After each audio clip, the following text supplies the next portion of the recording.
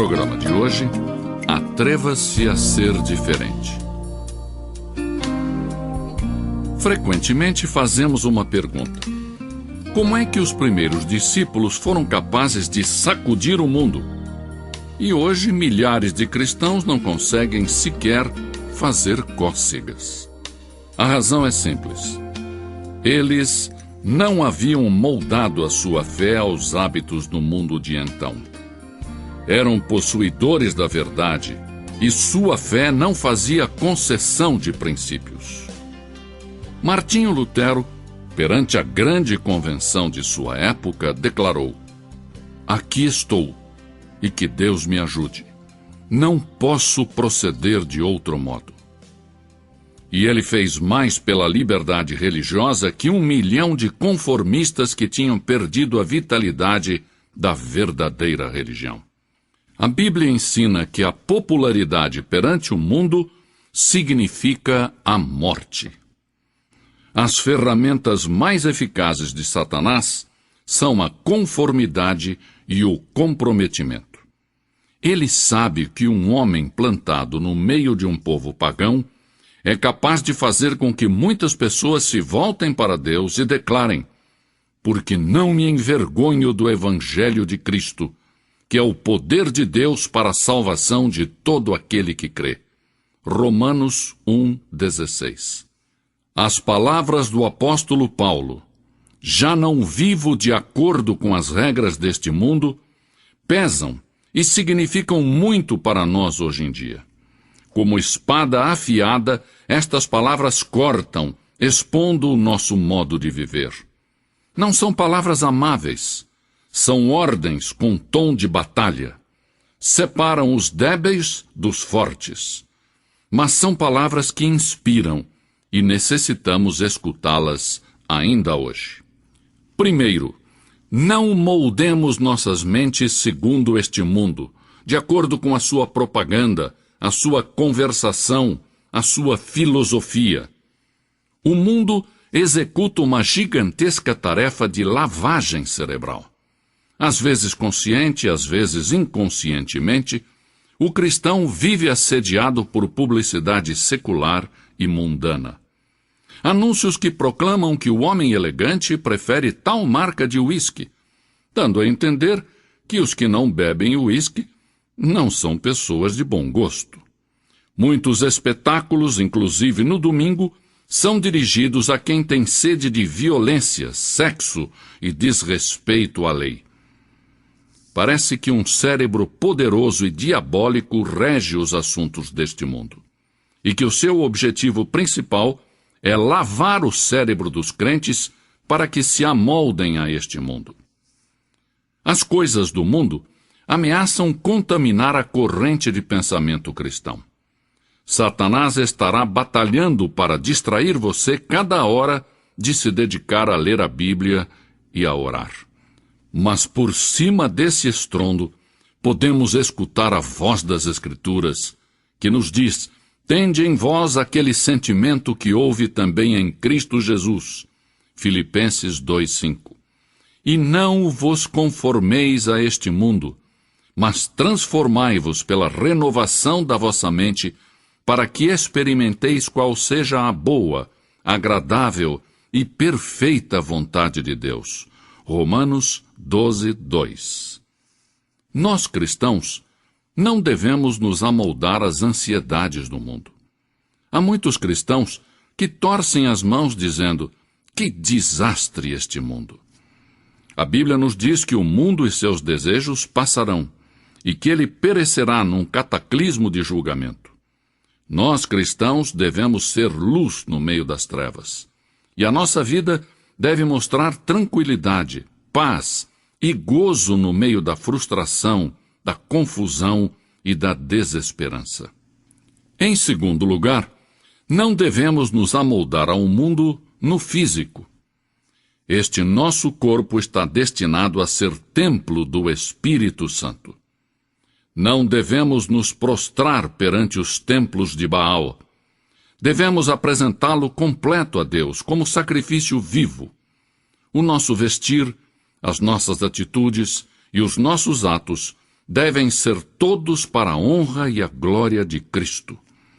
O propósito de Deus para nós é que nos amoldemos à imagem do seu Filho. O mundo pode pressionar, tentando deformar-nos, mas Cristo nos disse: transformai-vos pela renovação da vossa mente, para que experimenteis qual seja a boa, agradável e perfeita vontade de Deus. Em terceiro lugar, não devemos nos moldar ao mundo no aspecto social.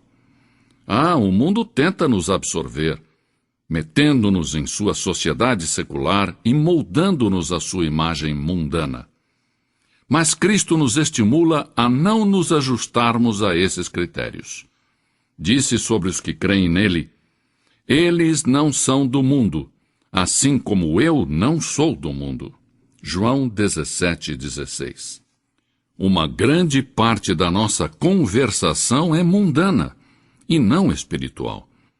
É fácil copiar os hábitos do mundo e passar as noites falando de política, de esportes, modelos de automóveis ou espetáculos da moda. Muitas vezes, esquecemos que acerca da santa conversação devemos edificar-nos uns aos outros e que devemos ocupar-nos das coisas celestiais e não exclusivamente das terrestres. É certo que Jesus comeu com publicanos e pecadores, mas ele não se deixou ser absorvido e moldado pelo grupo. Ao contrário, ele aproveitou cada oportunidade para apresentar a verdade espiritual e levar as almas da morte para a vida. Os nossos contatos sociais devem ser não apenas agradáveis, mas também úteis, como oportunidades para compartilhar a nossa fé com aqueles que ainda não conhecem a Cristo de perto. Em quarto e último lugar, não devemos nos moldar ao mundo quanto ao aspecto espiritual. Não devemos ajustar-nos àquele que o mundo define como religioso, mas devemos esforçar-nos para cumprir o que Deus exige para sermos seus discípulos.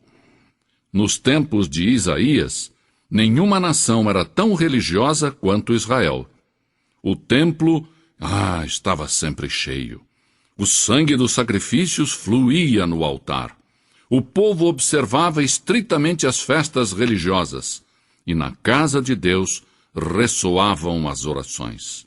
Mas o culto de Israel carecia de profundidade, de devoção genuína.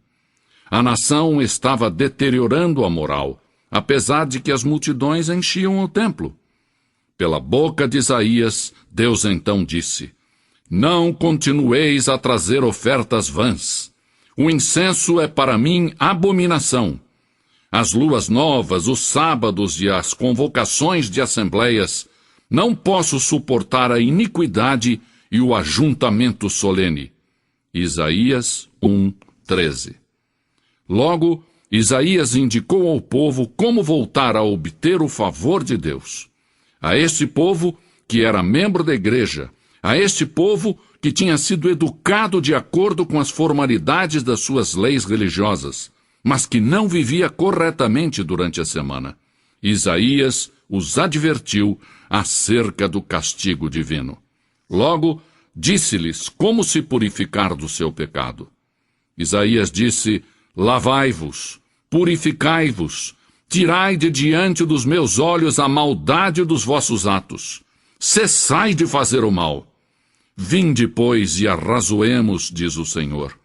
Ainda que os vossos pecados são como a escarlata, eles se tornarão brancos como a neve. Ainda que são vermelhos como o carmesim, tornar-se-ão como a lã branca. Isaías 1:16, 18. Há milhares de pessoas que não se entregam a Jesus Cristo porque se moldaram ao mundo. Temem ser chamados de fanáticos ou de puritanos. Mas o cristão verdadeiro não é conformista. Assim, apelo aos cristãos de todas as partes que se tornem seguidores fiéis de Jesus Cristo, que não se amoldem ao mundo, mas antes, dia após dia, se transformem na própria imagem da pessoa de Jesus Cristo. E você? Você que está ouvindo este programa e ainda não conhece a Jesus de perto. O meu convite a você é para que entregue agora mesmo o seu coração, a sua vida, por completo a Jesus. A sua vida se renovará e você será uma nova pessoa em Cristo Jesus. Deus assim o abençoe. Amém.